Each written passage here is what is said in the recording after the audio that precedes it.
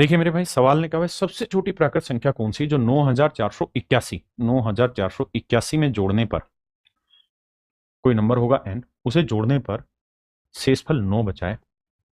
और भाग किस किस से दे सकते हैं? 16 से दे लो, 28 से दे लो, 44 से दे दो या 77 से दे दो।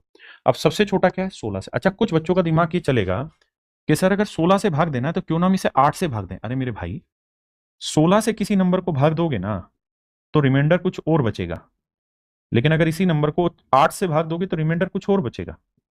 ऐसा जरूरी नहीं ना 16 और 8 से दोनों से भाग देने पर रिमाइंडर सेम आए। ये गलती मत करना। तो 16 से भाग दे, सॉरी 16 से भाग देते हैं। अब 16 से भाग देंगे भाई तो देखो 16 पंजे 80, 80 से भाग दोगे बचा कितना? 14। एक 8 उतारा, 16 नहीं में 144, बचा 4, 4 बचा तो एक था तो 41 बचा। 16 दूनी 32, रिमाइंडर आया 9। इसका मतलब यहां मेरे प्यारे बच्चों 9 शेष वाला है। अगर यहां 9 शेष वाला आया तो हर हाल में यहाँ क्या चाहिए? 0, तभी तो 9 में 0 जोड़ा 9 आएगा। आपने कहा बिल्कुल ठीक है, इसमें किसी भाई को कोई दिक्कत है जी? नहीं। तो n एक ऐसा नंबर होगा that will exactly divisible by 16, क्योंकि शेष वाला 0 आ रहा है। तो जो भी आंसर ढूंढोगे ना वो 16 का मल्टीपल ढूंढो। 16 का मल्टीपल ओड नंबर तो होगा ही नहीं, क्योंकि ये विषम संख्या है, ये विषम संख्या है। आपने कहा ठीक है। अब 16 से भाग होना चाहिए। अब ध्यान से देखिए तो ये भी नंबर इवन है और ये भी इवन है, तो भाग देने पे ही पता चलेगा, बिना भाग दिए नहीं पता चलेगा।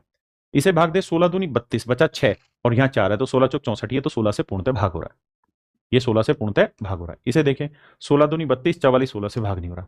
मतलब मेरे प्यारे बच्चों ऑप्शन सी मेरा यहाँ राइट आंसर। छोटी चीजें हैं लेकिन ये आपके किसी भी पेस को, सवाल के पेस को बढ़ा सकता है।